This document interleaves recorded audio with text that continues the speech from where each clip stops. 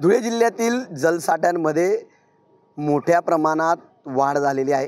आपण बघू शकतो की या ठिकाणी हा MIDC तलाव आहे आणि यामध्ये मोठ्या प्रमाणात पाण्याची वाढ झालेली दिसून येत आहे। गेल्या 3 दिवसापासून जिल्ह्यामध्ये बऱ्याच ठिकाणी काही प्रमाणात पाऊस आला। महिनाभर धुळे जिल्ह्यामध्ये पाऊस नव्हता, त्यामुळे शेतकऱ्यांची पिकं धोक्यात आली होती। त्यानंतर मात्र महिन्याभराच्या कालावधीनंतर मोठ्या प्रमाणात जिल्ह्यामध्ये अनेक ठिकाणी पाऊस झाला। यामुळे आता जिल्ह्याच्या पाणी पातळीमध्ये मोठ्या प्रमाणात वाढ झालेली आहे। जिल्ह्याची पाणी पातळी जर विचार केला तर 50% आता जलसाठ्याची वाढलेला आहे।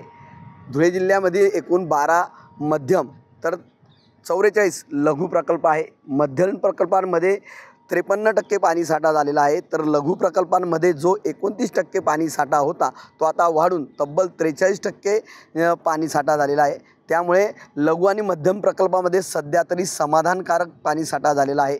असं असलं तरी जिल्ह्यावासियांना अजून देखील मोठ्या प्रमाणात पावसाची अजूनही अपेक्षा आहे, कारण जिल्ह्यातील जी काही धरणं आहेत त्यापैकी फक्त 3 धरणं ही 100% भरलेली आहेत, तर बाकी इतर धरणं अद्यापही रिकामी आहेत।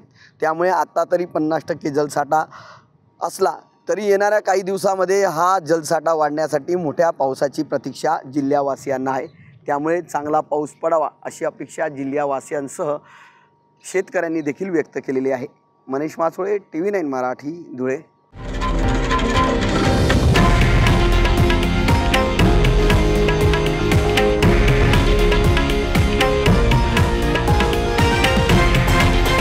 हे आहे देशातील नंबर 1 न्यूज नेटवर्क आणि आपण पाहत आहात TV9 मराठी, एकमेव।